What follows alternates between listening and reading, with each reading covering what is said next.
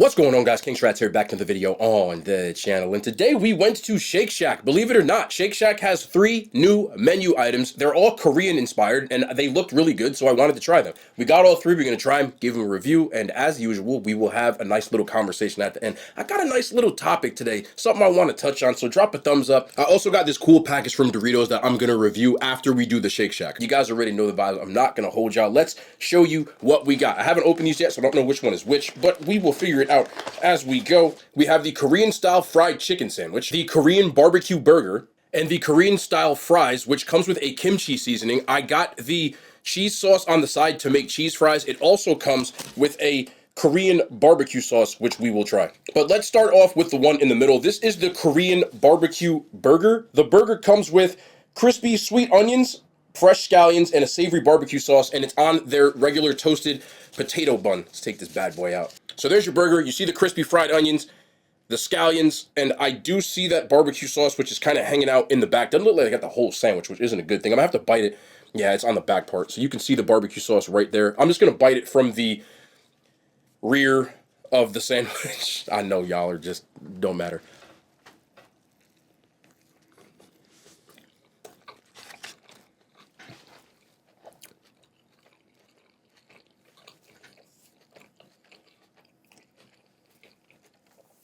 Jeez. Okay, let's break this down. We'll start off with the Korean barbecue sauce. What it tastes like to me is teriyaki mayonnaise. It has a very salty taste to it, but it's not overpowering, even with the crispy onions, which is surprising. I don't mind this burger. The burger itself, let's get this patty right there. They do a good job of putting the sear on that burger. It is nice and crispy. Flavoring more is going to come from that barbecue sauce and the scallion with the crispy onions.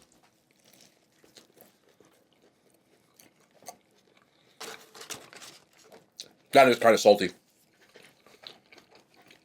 Honestly, one of the better burgers I've had from Shake Shack. I've only been there 3 times, but I've never been the biggest fan of their burgers itself. With that barbecue sauce on there, I wouldn't call it barbecue sauce though. It does add a little something to it, just a little bit too salty, but I do love the crispy onions and the flavor you get from a little bit of that scallion. Now, I don't necessarily think this burger tastes very Korean, but I do think it is a good burger. It cost $10.89 for the single. You can upgrade it to a double for an additional $2. Do I think that that is worth what we're getting? Not quite. I still prefer Five Guys if I'm talking about similar, but I do think this is an enjoyable burger, and I would eat it again. I would give this a 7.5 out of 10. So next up is their Korean style fried chicken sandwich. It's coated in a spicy sweet gochujang glaze, sesame seeds, white kimchi slaw, and a toasted potato bun. It also says it has choice kimchi on it. I'm not sure what choice kimchi is. Maybe it's a brand of some sort. I mean, is this the same? So I guess the white kimchi slaw is what that is. The burger or the chicken seems pretty glazed. God, I'm using Gen Z terms. I mean the glaze on the... Forget it. Doesn't matter. Let's give this a shot.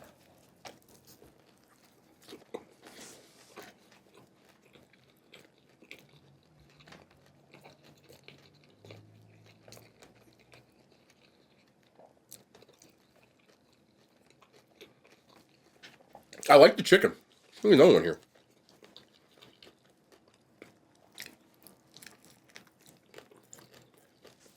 The chicken's nice and crispy. The gochujang sauce. Gochujang is it's not very spicy, but it's pretty spicy. The spice level on this, I would put at like the mild category. The crunch from the slaw, I don't really taste kimchi in the slaw. I just taste coleslaw. But it doesn't take away from the fact that the sandwich itself is good. I would have liked the kimchi flavor kicked up a little bit more. I don't know if it's hidden from the flavor of the gochujang. It says it's spicy and sweet.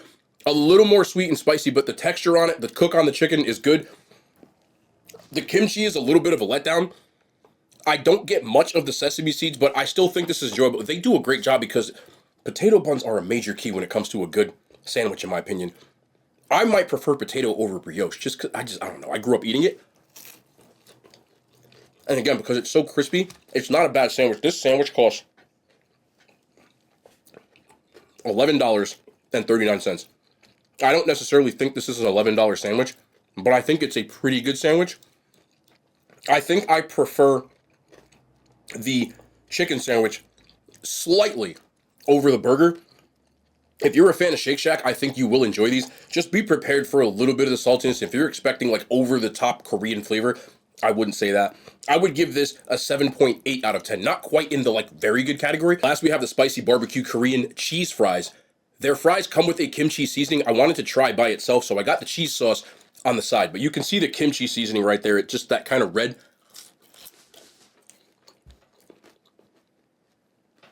Hold on. I didn't get a lot of the seasoning, so there's that. There we go. This one's a little more coated. I've had kimchi fries before. It just has a little bit more of a seasoned salt taste to me. It's not over the top kimchi, but I see where they were going with it.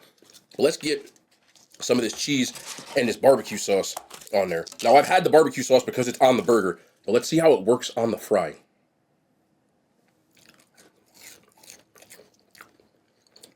This is very salty. Like, overpoweringly salt. Again, when I think Korean, I don't think teriyaki.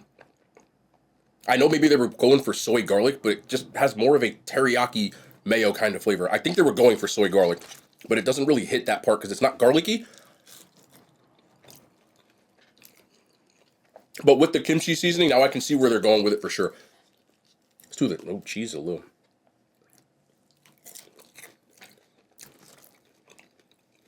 These aren't bad. I'm going to do a double dip.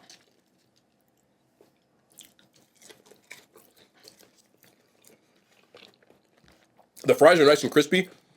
The barbecue sauce, it works okay if you add it to the cheese, but alone, I don't think I really would like it that much. Together, it kind of cancels itself out, and I find it a little more enjoyable. The cheese from Shake Shack is very Cheese Whiz. Some people don't like Cheese Whiz. I'm not the biggest fan, but I don't mind it on fries as opposed to other stuff. I think the fries, because they're cooked well, they're crispy. The seasoning doesn't really add much. If you're a fan of Shake Shack's fries, I think you'll still enjoy that. But just be prepared. Again, the biggest thing I've come away from this is that this mayo is, for me, personally, my taste buds, it's a little too salty for me to have a bunch of it. I want to try it one more time. I get it right away. I would give them a 7 out of 10. Doritos sent me a box trying all of their new Doritos Dinamita flavors. And they didn't ask me to do a review or anything like that. This isn't paid promotion. They just sent it to me and said I might like them. I've had a few of these, but I'm going to try them again. But let me show you how cool this box is. So they gave me sample sizes of all of the new Dinamita sticks that came out. I have had a few of these, but we're going to try all of them and rate them and see what is going on. Let's start with the Tangy Fiery Lime. I like this. If they can have more companies that send little samplers like this, this is dope. Can I get one though?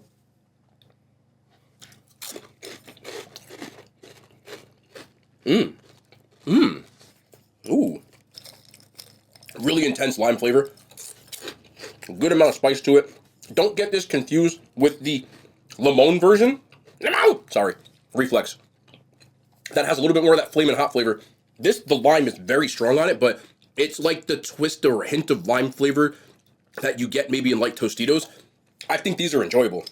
I need a bag of these, for real. Doritos, they always do their thing. Can you let me in my fat ass fingers? These I like. I would give these a 9.4 out of 10. I am palate cleansing in between for those who are asking. I'm just not going to show it because I just don't think it's relevant, and I'm not trying to waste y'all time. Let's go next to the smoky chili queso. These I have had, but I need a memory refresher.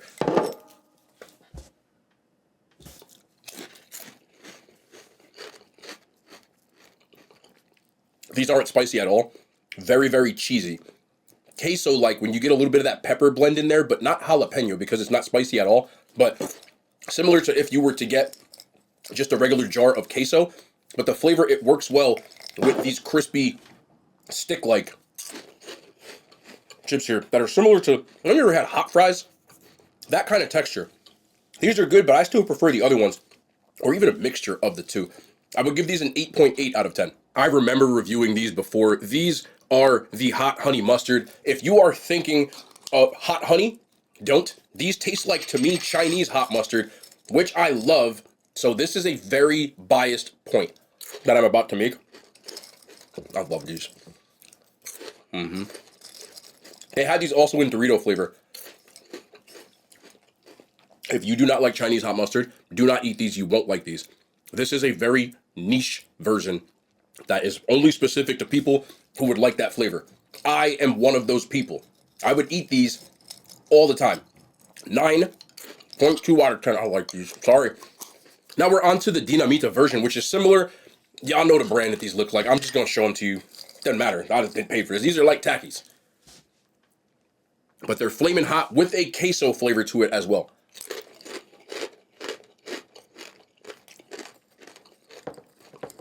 Yeah. There needs to be more flaming hot with cheese. I just thought of that one day. I just like the balance of the two. Flamin' hot alone I do enjoy. When you add cheese to it, it's like dipping it into a jar of queso, which if you've never done that, please do. Flamin' hot anything with queso, bangs. This, I would still dip these in queso, but I still like them. I'll give these a 9 out of 10. You're not going to find Doritos that I dislike very often. Last, we have the Chile Limon. Limon! Sorry, it's a reflex. I've been saying that for years. I know. Limon. My bad. Limon! Sorry. Limon! I'm done, I promise. Ooh, that's so cringe. You right, bro. I can't even lie to you. Chili Limon.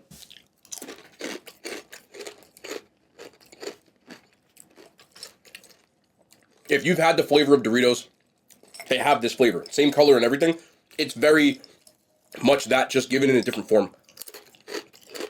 But that, to me, I don't know why, but I can never eat too many of these particularly, as opposed to these. It's like maybe it's a mental thing, but one of the first things I ever reviewed in 2020 on this channel, there's a bag of these. And I said the same thing.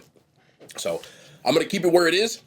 I'm going to give these an 8.5 out of 10. I'd still eat them, but they wouldn't be my first choice. I have been wanting to go in on this topic since I saw it this morning. I don't know if you're familiar with the rapper that goes by the name of Glorilla. I've heard a couple songs from her. That's besides the point, just trying to give you an identity thing. She posted a status, which a lot of people obviously had a point of contention with, that every dude cheats and there's not a faithful man walking on earth. She said she could stamp that, meaning like, you know, it is what it is. Okay, anyway.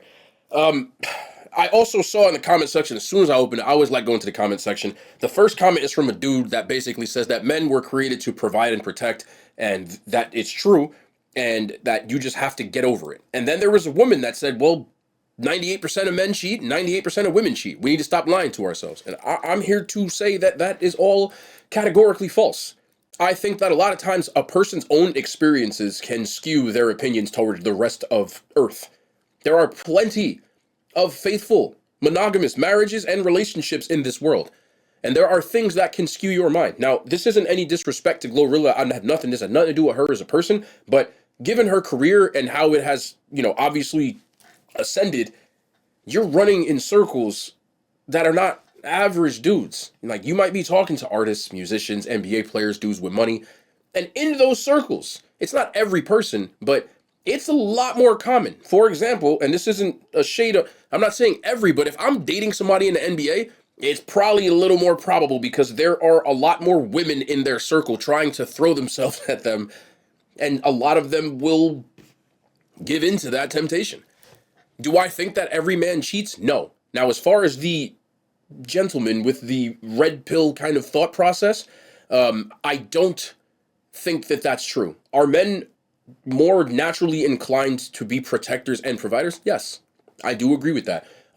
That's more of a paternal instinct. Every man that I know that has had a child or a family, his first thought is that he would do anything for his family to protect them and make sure that they're taken care of. It's part of being a man. I do agree with that. I also, and please hear me out before I finish this, because I know it's going to trigger people when I say this, do I think that men are more wired to want to be with women, not woman? I do. I do. I think that men are much more easily stimulated by just physical thought of woman. Yes. But, and this is the contention point, Most men that I know that are married are, and this isn't a bad thing when I say this, but they're average working class types of guys, and they have wives and they love their wives, and they would never cheat on their wives because they don't want to ruin the relationship over something that you're lusting over. It's a reason why it's one of the 7 deadly sins. Lust is one of them for a reason. Lust is something that is selfish and it feeds yourself no matter what the cost of it. Lust isn't just for women, but it's also for money, and it can be for greed of anything. You're not thinking about anybody else when you do it. To me, part of being a man is being disciplined.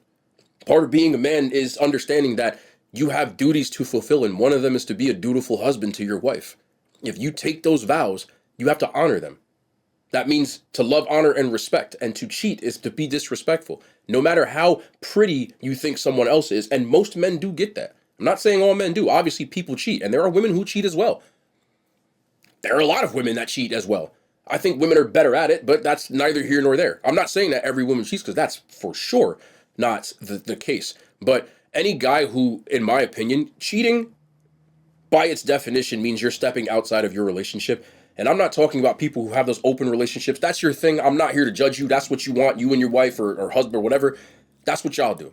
But I'm talking about your traditional monogamous marriage. If you're stepping outside of your relationship and doing something that your husband or wife wouldn't be okay with doing, that's cheating. It doesn't include just sleeping with somebody else. That's also people who have work husbands and work wives. That is cheating. Because if your husband was there, he wouldn't like it. Your wife was there, she wouldn't like it. And in order to respect your husband or wife, you have to go by what they would want in return. Reciprocation is a thing in marriage. And if I expect my wife to be faithful, how the hell can I not be faithful and say, oh, I'm just being a man? To me, if you consider yourself a man, you got to have some sort of discipline to that. Now, if your wife is you're open, again, I'm talking about traditionally. That's a part of being a man. If you take discipline in the workplace and you put your work ethic into it, that you're not going to cheat on your diet, why would you cheat on your wife over something that's going to last not a lifetime? You're going to give up a lifetime of being in a happy, traditional, monogamous marriage in order for whatever minutes, I'm not here to judge you, of that, then you have a problem. And you have to be able to look yourself in the mirror and stop making excuses for it. As far as Glorilla went, I just think that she's talking to certain types of dudes. And when you're a dude that traditionally is like in that top 1% of earner, there's going to be a lot of women there, and a lot of them will give in to that temptation.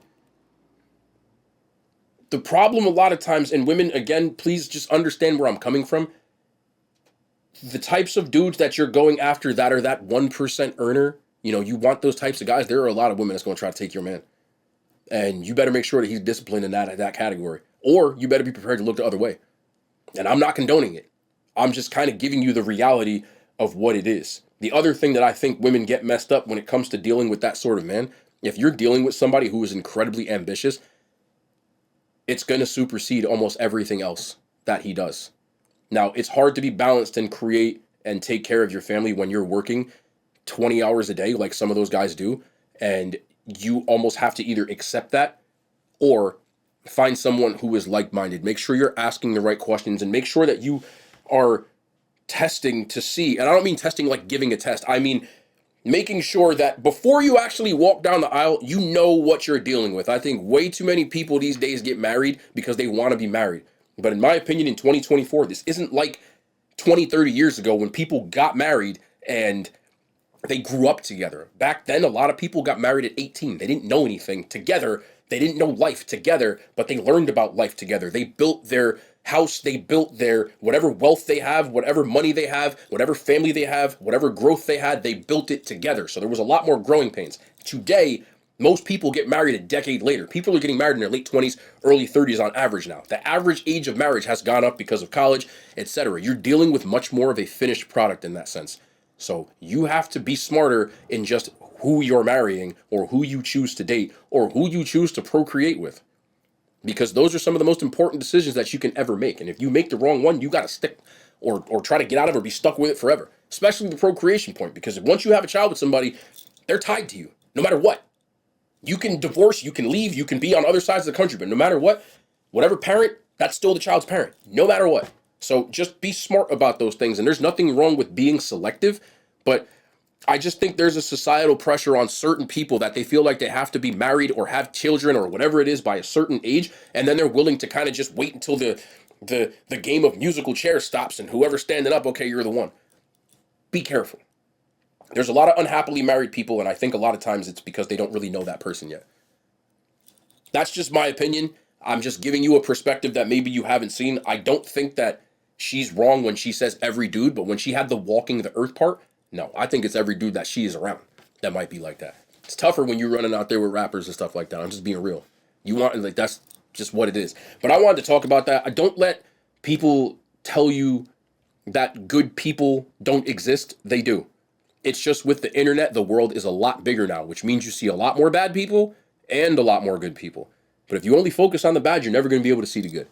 Internet has changed the world. Back 20 years ago, 30 years ago, your bubble was your life. Meaning, if I was living in 1975, the only people I knew were people I physically saw. I didn't see people from across the world posting TikToks, etc. I saw people in my high school. And usually at the end of the day, people married their high school sweethearts and they started building their life. So you picked the most desirable person in your high school. You never thought about, hey, what do people do in Montana? It wasn't even a thought process. But today, because you're seeing posts from people all over Earth, you're not only comparing your relationship to people around you, which is what people always did, right? Your neighbors or your friends. Now you're comparing your relationship not just to that person, but some random person you don't even know that they're just posting a highlight of their relationship. So try to build your stuff, focus on what it is that you want and you seek in a partner, and then just make a wise choice. I know it sounds crazy, but it's all we're left with. This is just how we have to navigate the dating and marriage circle in 2024. But I'm going to get out of here. The food was okay. Shake Shack isn't bad. I would eat it again, though. I'm just being real. I won't try to bash Shake Shack. I didn't give it 9s, but I don't give everything 9s. But that's going to be the end of the video, man. I hope you guys enjoyed. We'll be back tomorrow. More content, man. I love y'all. The hand signs, they made it to YouTube.